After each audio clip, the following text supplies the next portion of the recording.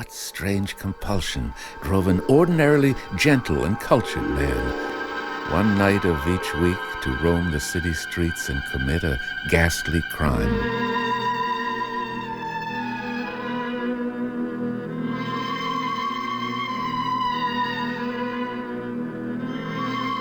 The Homicidal Diary, written by Earl Peirce, Jr., narrated by Edward E. French. I'm submitting this account of my friend, Jason Carse, in the interests of both justice and psychiatry, and perhaps of demonology as well. There is no greater proof of what I relate than the sequence of murders which so recently shocked this city, the newspaper items regarding the crimes, and especially the official report of the alienists who examined Carse during his trial. I cannot expect to bring Dr. Carse back to life, for he was hanged until dead. But I do hope that this paper will offer new illumination on cases of criminal decapitation. Justice and psychiatry are closely related, but it is difficult to recognize the judicial importance of so outre a subject as demonology. Yet, I emphatically assert that the case of Jason Carse is irrevocably concerned with evil and dark lore such as mankind has not known since the Holy Inquisition. One is naturally prejudiced against Carse, for even I, myself, his lifelong acquaintance, was struck with repugnance when I first realized the nature of his activities. But his death on the gallows should foreclose biased reflection and permit the student to regard his case in a purely empirical light. As I'm the only man in complete possession of the facts, it behooves me to give this astounding information to the world. Jason Carse was a brilliant and respected criminologist, and at the time of his arrest he was recognized as one of the greatest students of the modern world, a fact which has made his case one of unparalleled notoriety. I was his roommate during the several years we spent in law school, and, although he shot to the pinnacle of his branch of jurisprudence while I was left to more prosaic routine, we never lost the contact which has now become so valuable.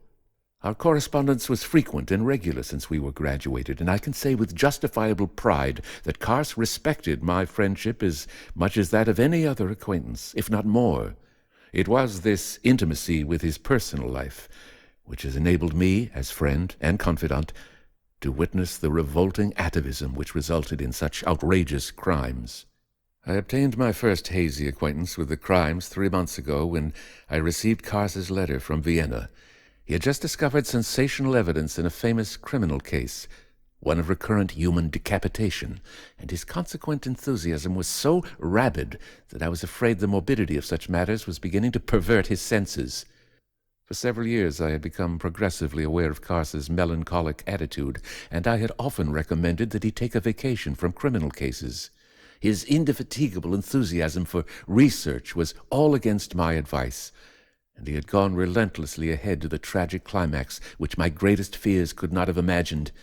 This letter from Vienna, so eager with indomitable il-faut travailler, confirmed my suspicion that Carse had descended into the depressing rut of monomania. When he returned to America shortly afterward, I crossed the country to spend a few days with him, but he was so sickly and irritable that I could do nothing to cheer his spirits. He continually brooded over the case he had been investigating, and I should have known at that time there was a dangerous neurotic compulsion stirring in his subconscious mind. Less than a week after my departure from the city, the first of the horrific headhunting crimes was committed, and the actual drama got underway. I can recall reading the sensational accounts in the newspapers, and my anxious fear that this fresh display of criminal perversion would excite Carse into a state nearing hysteria. I telegraphed him that same day, begging his refusal to bother with the case, and requesting that he come to visit me. His reply was swift and brief. He had already commenced his investigations of the headhunting crime, and nothing on earth could deter him from his set course. Knowing him as I did, I could do nothing but hope that the headhunter would be swiftly captured and the case brought to a finish. It was an unpleasant shock, therefore, when I read, exactly 1 week later, that a second and identical crime had been committed. Even in my own city, 3,000 miles from the center of the crimes, there was wild confusion at the announcement of this second spectacular murder. You, the listener, may recall the international effects of the infamous Ripper crimes, which terrified London a few decades ago, and you will understand how rapidly the Headhunter's fame spread through crime-conscious America. Both murders were made particularly mysterious because of the disappearance of the victims' heads. I knew the damaging influence which these doings would produce upon Carse, for he had always been interested in decapitations, and his thesis at the University of Graz had been based upon the mad career of Emil Drucker, the headhunter of Cologne. I wrote again to Carse and begged him to abandon his studies in these new murders, but, as before, his response was cold and discouraging. There was a wild and almost fanatical tone in his letter which was indicative of his obsessed mind, and an ugly premonition occurred to me that this would be the breaking point of his career. The third and fourth murders, so horribly identical with the first two, came about at weekly intervals, and the city was in the grip of a strangling terror. There was no rhyme or reason for the crimes, and yet the diabolical precision of the murderer seemed to indicate he was a madman of uncanny intelligence. In all four cases, his victims were vagabonds and people of the lowest order. In none of the murders had the victim been assaulted, but the head had disappeared, seemingly forever. There was not a shred of evidence pointing to the solution, and, except that the police knew him to be a homicidal maniac, there was not a single person in a city of several millions whom they could call the murderer. Far worse than the four murders committed was the belief that they would continue week after week to an indeterminable conclusion.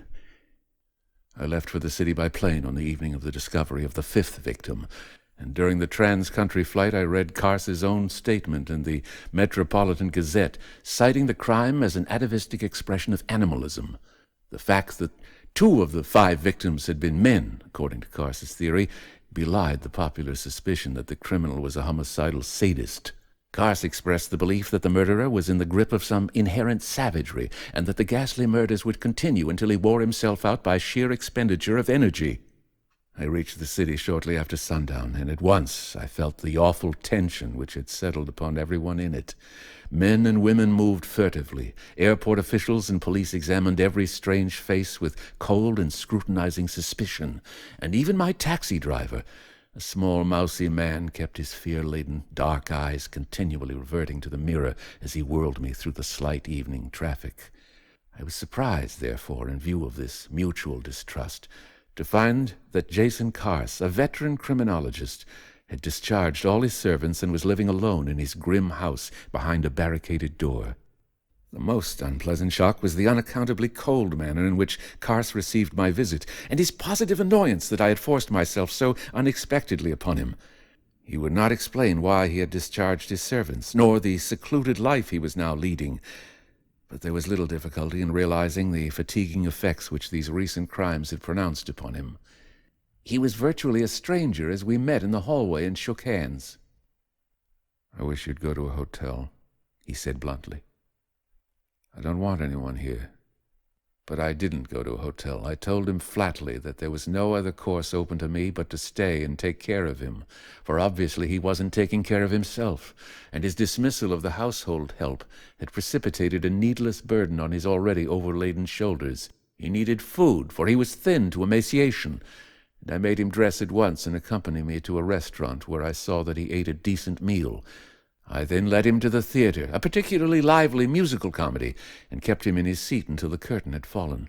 But my efforts seemed of no avail, as he was continually depressed and absorbed in his own reflections.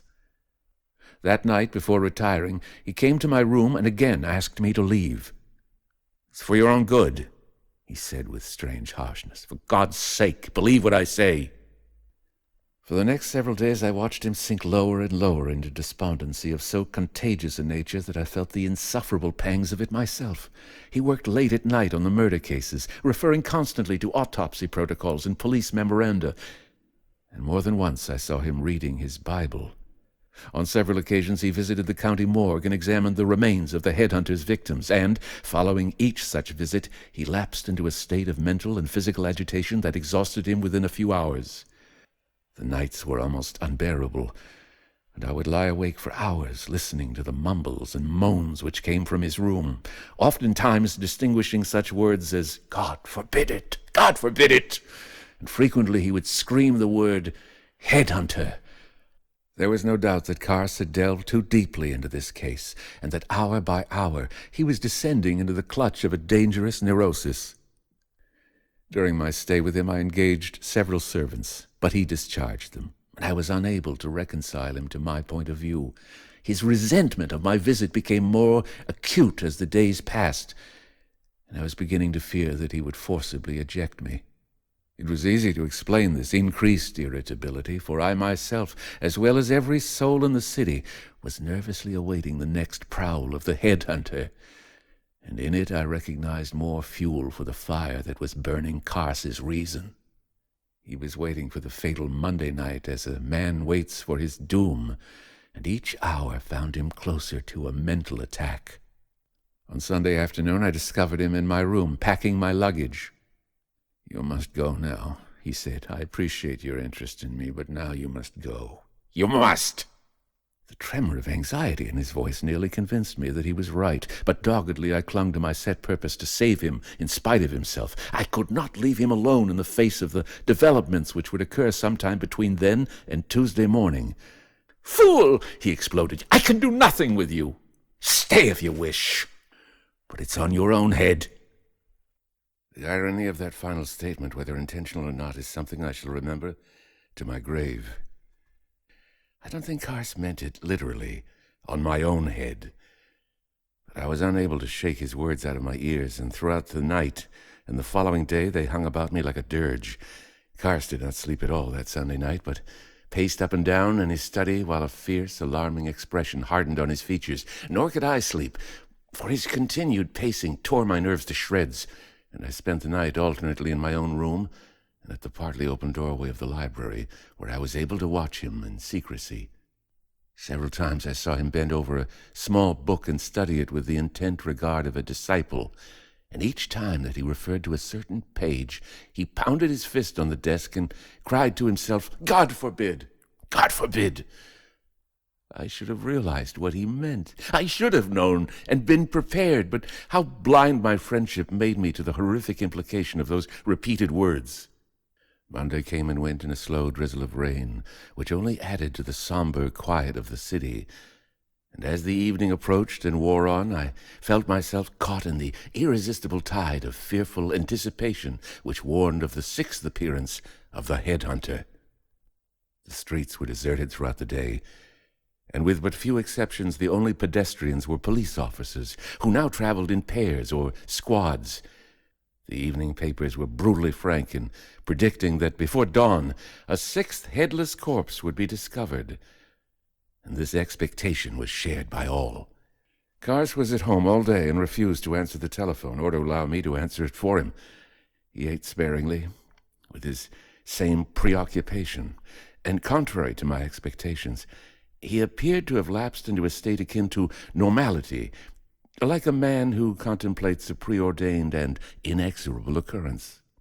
At 6 o'clock he came to me, ghastly, haggard, and thin, and again asked me to leave his house, but I refused this 0-hour request. He shrugged and went back to his study. I watched him for a while and saw that he was studying the queer little book which so deeply affected him, and I again heard him utter those despairing words, "God forbid! God forbid!" I went to bed at a little after 10 and tried to sleep, but the city-wide excitement seeped into my room and kept me tossing from the thrusts of nightmares. At midnight, Carse came up and stopped just outside my door, obviously listening to determine whether I was asleep. The silence was uncanny for a moment. Then I heard a deep metallic clicking, and he went on to his room. After he had closed his door, I swept my sheet aside and went to my own door. Carse had locked it from the outside. I called to him for an explanation of this conduct, but he either didn't hear me or chose to ignore my requests, for the house remained grimly silent. Returning to bed, I managed somehow to doze off. At 2 o'clock, I was awakened by the sound of someone's walking in the hallway. I sat bolt upright in bed and heard the unmistakable approach of footsteps coming down the corridor from Carse's bedroom. The tread was stealthy and determined, and as it drew closer to my room, I was conscious of a cold mask of sweat clinging to my face because the footsteps did not sound like those of Jason Carse. The feeling hit me and hit me again until I was left stunned with the horror of it. It did not sound like Carse, but if it was not Carse, who was it? I wanted to call out his name, yet I felt, with some indefinable sense, that the treader in the hall was unaware that I was in the house, and for that reason it could not have been Carse. I was afraid to make an outcry, and I sat stricken with dread as the footsteps went past my door, descending the stairs. A moment later there was a noise of cutlery being moved in the kitchen, and the front door opened and closed. As it had come, that strange prescience vanished, and I tried to reason out what I had heard. Of course the man was Carse. Who could it have been save him? For were we not alone in the house? I sat for hours on the bed, working up a determination to shake the truth out of him when he returned. But shortly after 4 o'clock my strength ran out of me, and I shook with fear as I heard that awful ghost-like tread ascending the stairs. My heart beat wildly when the person reached my door and twisted the knob to enter. One thought flashed through my head. Thank God the door was locked. The terrible feeling that it was not Carse came back upon me, and I sat motionless as I listened to the sounds from outside. For a moment there were no sounds from the intruder, but I did hear a faint tap, tap, tap, like that of a liquid falling to the wooden floor. In a minute the knob was released, and the footsteps continued down the hall to Carse's room. Any attempt to explain my thoughts as I sat smoking throughout the night would only add to the confusion of these revelations. They were not sane and rational thoughts, but rather strange suggestions and premonitions. I thought myself to be in the presence of a tremendous evil. In the morning, Carse was up early and moved back and forth in the corridor with strange industry. He was crying, for his sobs came disturbingly to my ears, and once I heard him descend into the cellar, and there was a faint digging sound as he performed some outlandish task. Then I heard him in the hallway and on the stairs. I heard the splashing of water and the sound of scrubbing. I pounded on the door for him to let me out, but it was not until nearly noon that he finished his chores and finally opened my door. He was stooped and fatigued, and without bothering to return my amenities, he turned away and went to his study. I went into the hallway and noticed, as I had surmised, that the floor showed signs of recent and vigorous cleaning. I walked down to his room and looked in, not surprised to notice that here, too, was the unmistakable evidence of scrubbing. I knew there was only one more thing for me to do. I must go down to the cellar and unearth what he had buried there. The horrible truth had been dawning upon me for hours, and when I came face to face with him in the kitchen at the head of the cellar stairs, I looked squarely into his eyes with the full realization that Jason Carse was the headhunter. I was not frightened, not for my personal safety at any rate, but a sensation of sickening horror went through me as I looked into his tired face and understood that at last he had fallen into the cesspool which had tormented him since early years. The words of the coroner came back into my ears. He is a madman of uncanny intelligence. And I knew that he knew I recognized him for what he was. The awful silence of our conflicting glances was unbroken for several seconds, and then words came uncontrollably from my mouth, and I managed to snap that nerve-cracking tension. "What's in the cellar?" I cried. "What have you buried there?" "If anything happens to you," he returned, ignoring my questions, "I'm not to be blamed. I warned you in time to get away from this house." "What do you think is in the cellar?" An ugly smirk went across his face, and he cast a glance at the cellar door. "You always were too smart for your own good," he said softly. "Knowledge can be dangerous." "How did you think you could get away with it?" I screamed, only too well aware of his implication. "My God, Carse, 6 human heads! His jaw hardened, and he took a menacing step toward me. Then suddenly he stopped, a queer, tragic expression coming over his face. He put his hand to his eyes, as if to blot out some horrible memory. I know, he cried hysterically. 6 heads! 6 human heads! Do you think I planned 6 heads?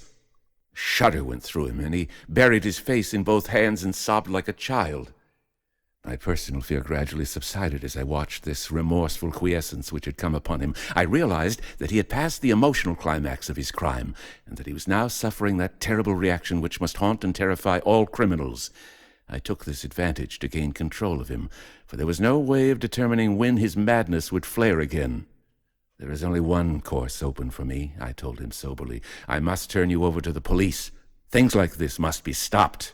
He pulled his hands away from his face and stared at me, his eyes fired with dread. No, he screamed. Don't give me away. Please, in the name of God, don't give me away. I'm sick, I tell you. I'm not responsible. A feeling of helpless pity went through me as he sank to his knees in hysterical imploration, but I steeled myself against him. The man was mad and dangerous. He must be stamped out without mercy. There are asylums, I began. You cannot, he cried. You know what they do in asylums. I know. Please help me. I am not responsible. It is the book. The book!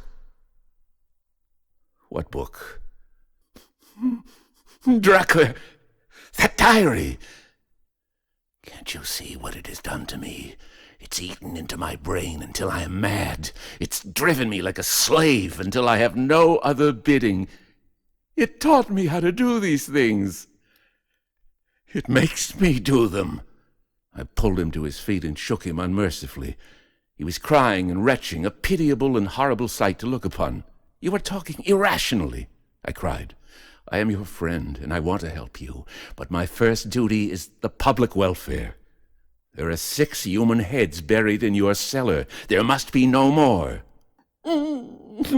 No more? He laughed shrilly and threw up both his hands to indicate the count of 10. No more, you say? There'll be 10 more before it stops. 10 more! That's what the book says. You want 10? I demanded incredulously, struck numb by his callousness. You want 10 more to add to those 6?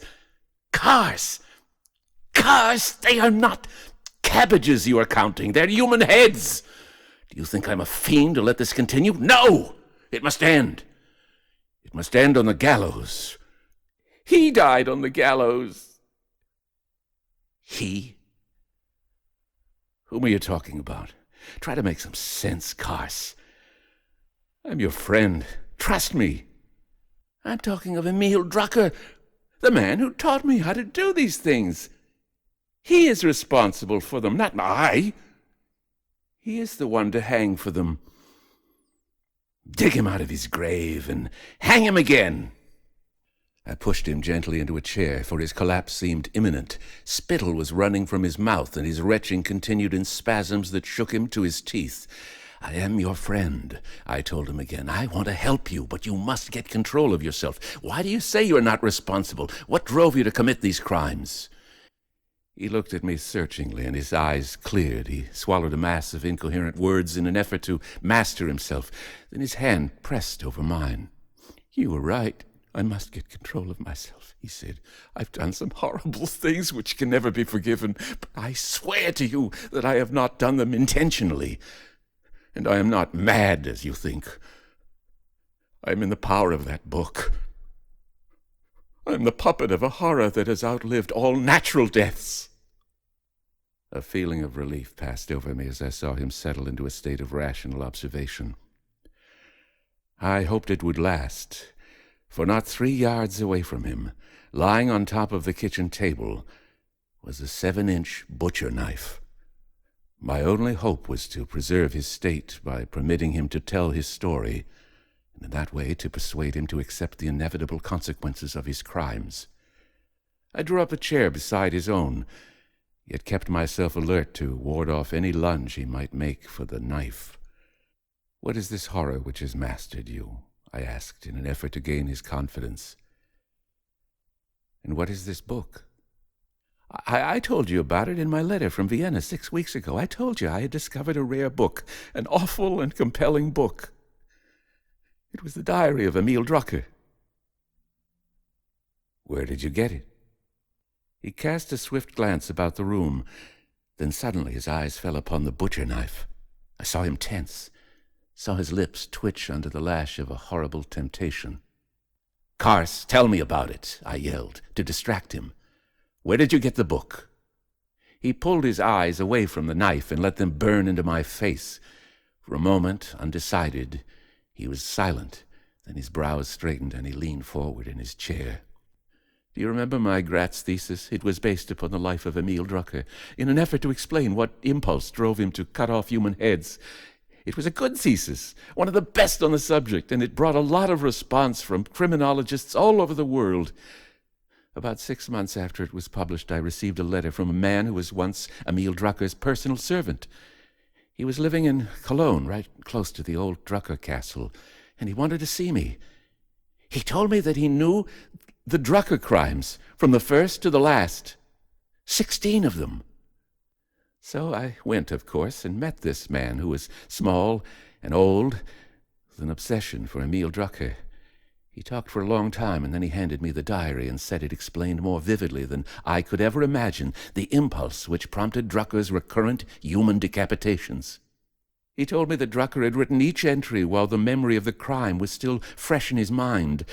It was a terrible book to read, he warned, and unless I had the intellectual strength of a mental Hercules, I would never forgive myself for having opened it. Naturally, I was too excited to heed his warning, and on that same night I took the book away with me.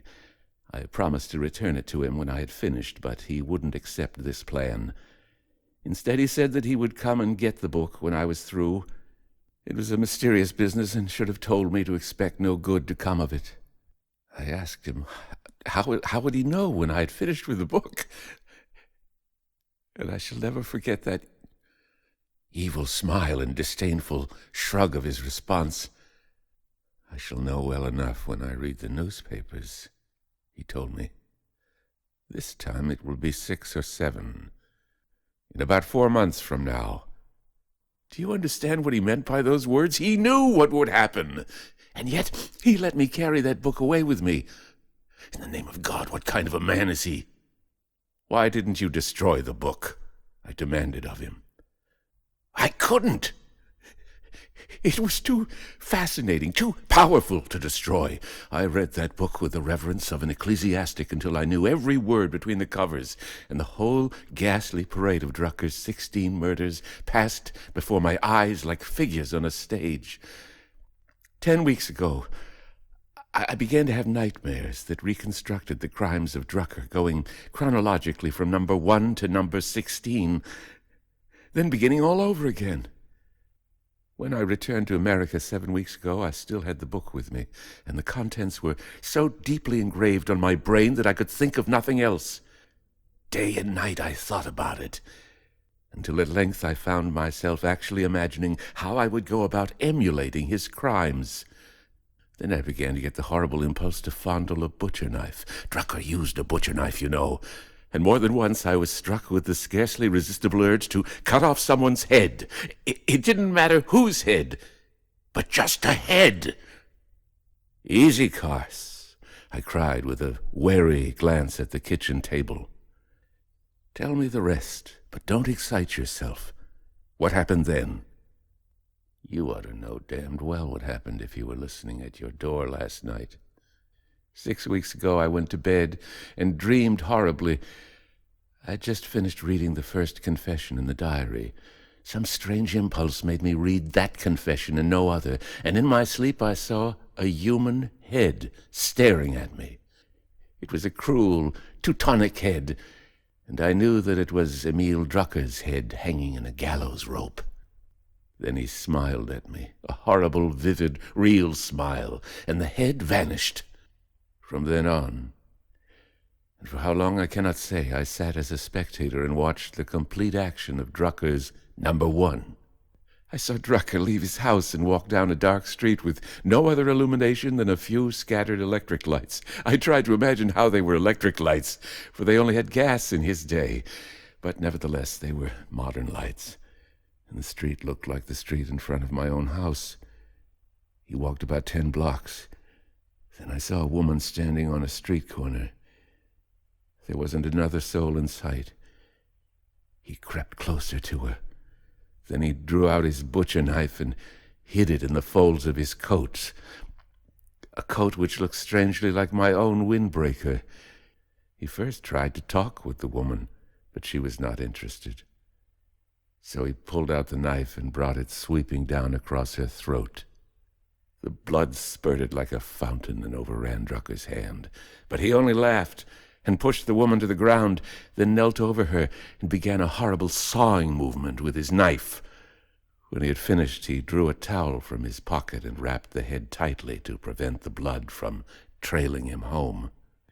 He came back the same way and entered the house, and at the foot of the stairs he unwrapped the towel and held the thing only by its hair as he climbed the steps.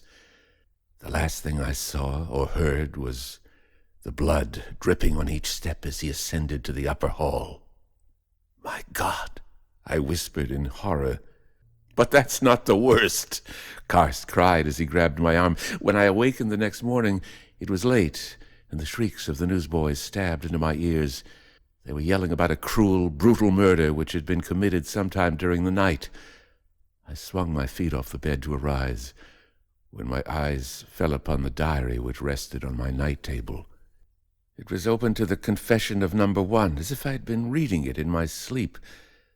There was a strange and terrifying dread in my soul as my feet struck the floor. I felt something wet and sticky touch my toes. Then I looked down. It was a woman's head staring up at me. The room was smeared with blood from one end to the other, and there was a gore-caked knife resting beside the head, and a crimson towel lay across my bedpost. But there wasn't a drop of blood on my hands. I couldn't even attempt to explain it. I only knew that a woman had been murdered and that her severed head was in my bedroom. I didn't know what to do.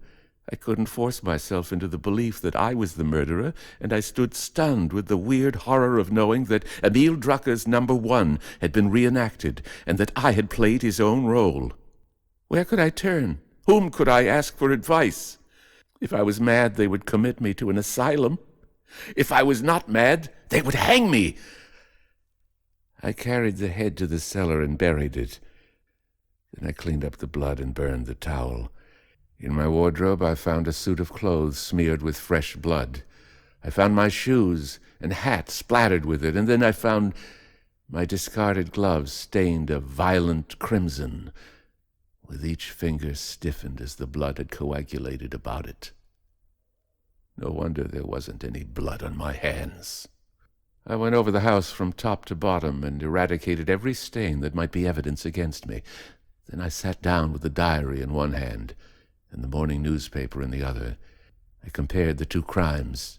They were identical, even to the burying of the heads. Emil Drucker had done exactly the same as I had done. He carried the head in a towel. He left it in his room overnight. He buried it in his cellar, and he cleaned up the blood the following morning. But there was one ghastly difference. Emil Drucker had committed his crime with full purposeful foreknowledge, whereas I had committed my crime under hypnotic inducement. There's no other answer for what has happened in these last 6 weeks. I've racked my brain to find another solution, but there is none. I'm being hypnotized by some unexplainable force. And once a week I come under the power of this evil which directs and commands my being. Last night I went to bed with the full knowledge of what would occur during the night. That is why I locked you in your room. This morning when I waked, I found the head exactly where the other 5 had lain. Then I carried it to the basement and buried it. I cleaned up the blood and burned the towel. If you are numbed with horror, try to imagine how I feel about it. 6 crimes in 6 weeks.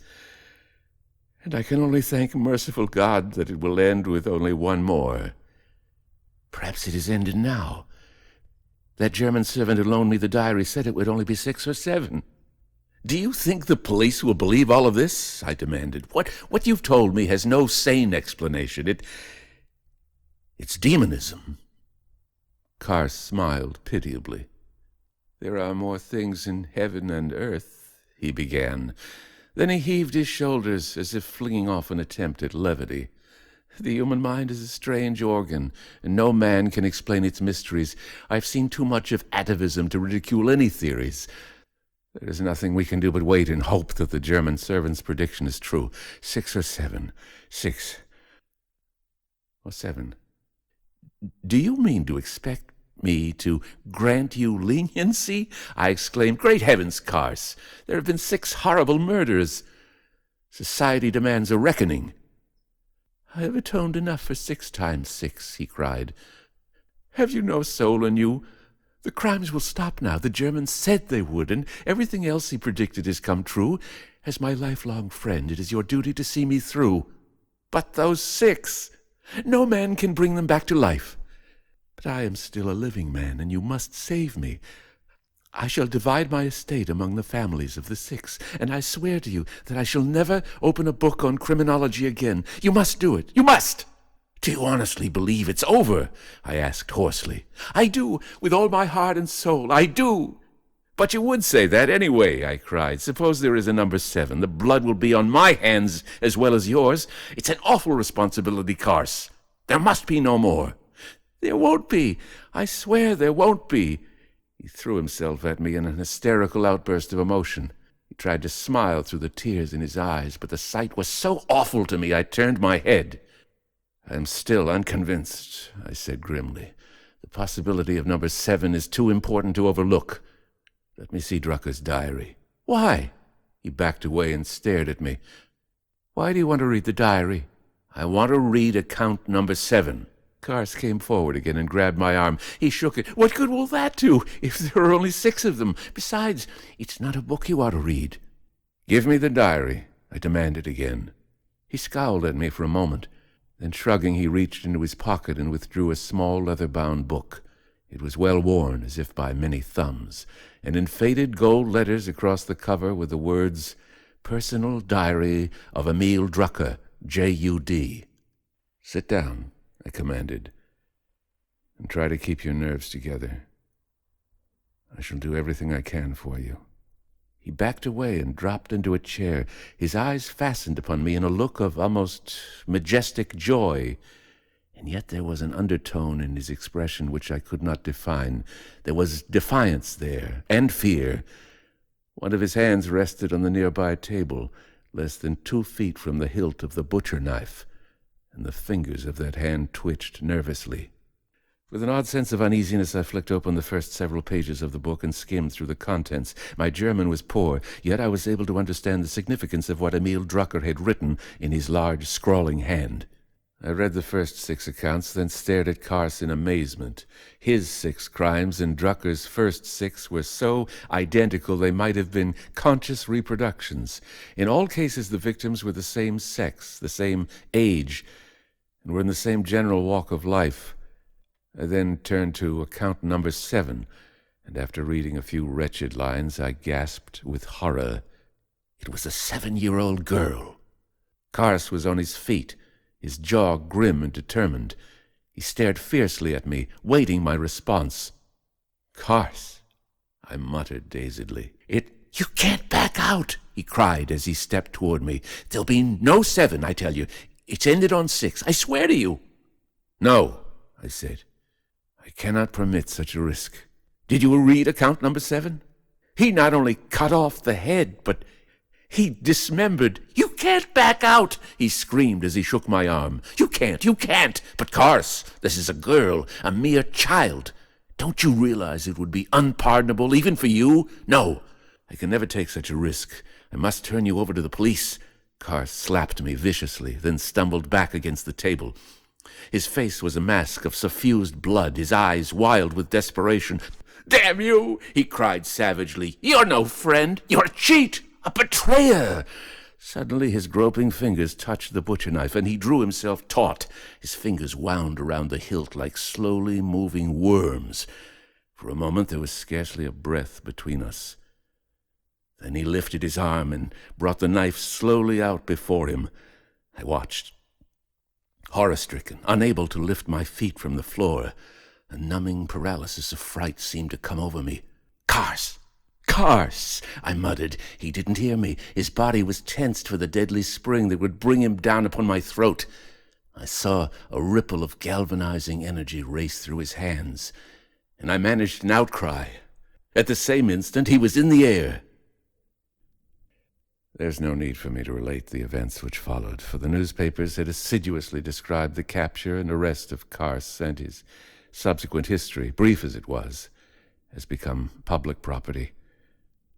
To my dying day I shall carry the 5-inch scar along my cheek where his knife descended upon me, and I can never cease to be thankful for that one outburst of absolute fear which tore from my lips and attracted a passing policeman. Otherwise, I might have been number 7 in the grim line of epitaphs that marked the close of this fantastic case. Only by bludgeoning Carse with his stick could the officer overcome him, and it was necessary to keep him in a straitjacket until the hour of his execution. It is a curious fact that the psychiatrists who examined Carse, several of them his former pupils, could not find him unbalanced enough to be irresponsible for his crimes. Those long and tiring vigils in the mental clinic will haunt me for life. There was no end to their searching and probing of his subconscious mind, no end to the tests and questions, the examinations and analysis which ended hopelessly against him. But even if they had found him insane, violently and homicidally insane, they would not have dared report such a finding to the court.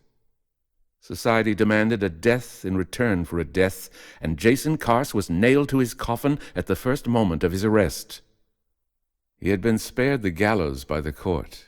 He would not have been spared the gallows by the mobs that milled about the detention prison, for continually throughout the trial was the grim reminder that society represented by mobs has not yet forgotten the use of lynch law.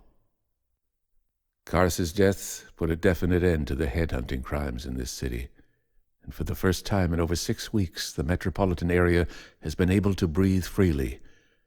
I have lost a faithful and sincere friend, but I lost him not to the gallows, but 3 months ago when he first discovered the diary of Emil Drucker. It is the diary, not my mourning, which has prompted me to relate this account of my knowledge of the headhunting crimes. During the trial, as you may remember, I sought to introduce the diary as major evidence in support of Carse's somnambulistic manias, but it was waved out of court with ridicule and contempt. One must admit that Carse's story as he told it to me, and as I later reiterated it to the court, was fantastic and highly improbable. But there are certain irrefutable arguments in support of Carse's story which shed a terrible light, not alone upon the case, but on all criminal cases of similar nature. For one thing, a hypnotic explanation by competent state alienists was completely unsuccessful in the attempt to bring forth his subconscious knowledge of any of the 6 murders. Secondly, Carse was unable, despite his most intense and willing efforts, to reconstruct even the smallest part of any one of the crimes. His only acquaintance with his own alleged activities, a further significant fact which the court ignored as irrelevant, was the ghastly identity of Carse's supposed crimes and those confessed by Emil Drucker. It is impossible that this duality of murders could be brought about by mere coincidence, for the similarity of detail was carried too far. This fact alone presupposes the statement that there was a horrible and unnatural bondage between Emil Drucker and Jason Carse. The bondage of the diary. One night of each week for 6 weeks, Jason Carse was compelled by some unknown power to dream about a murder confessed and described in Drucker's diary. On each of these nights, while Carse watched it in a dream, an identical murder was committed somewhere in the city, and the man whom he recognized as the murderer was Emil Drucker. It was as if Carse's dreams, projected into reality by the sheer vividness of the diary, had resurrected Emil Drucker from his grave and set him free to reenact his former crimes. I am mad, you will say, But I speak of demonism and not law. How else can you explain the duality of these murders? How else can you explain Carse's ignorance of the crimes? How else can you explain those brutal dreams, the fruit of whose reality Carse found each morning on the floor beside his bed? Nor is it enough to stop alone with this question. How many men besides Jason Carse have spent sleepless nights over the diary of Emil Drucker? The newspapers will answer that question each time they're opened. In Paris, the police discover a headless body lying along the wharves, and the murderer is still unknown. In Berlin, a college professor kills himself upon the discovery of a human head lying near his bed with his own hunting knife stuck to the hilt into its brain. In Stockholm, the police discover the bodies of 2 women lying in an empty house. Their heads have not yet been found. And in Cleveland, one of our greatest cities, is reported the discovery of the 10th headless corpse in a series of murders that has gripped the city in terror. What kind of person commits such crimes? And why do the missing heads turn up years later in the basement of a house owned by a mild-appearing and docile old man? Jason Carse was not the first man to pay with his life for crimes such as these, nor is he the last. It is well to beware of sickish-smelling trunks that are left in deserted houses, and I caution the listener against stepping on misshapen bundles of clothing, which he may find half hidden in a clump of bushes. For the diary of Emil Drucker is missing from the drawer where I left it, and I've been told that a strange Germanic-looking man was seen prowling about the house just before its disappearance.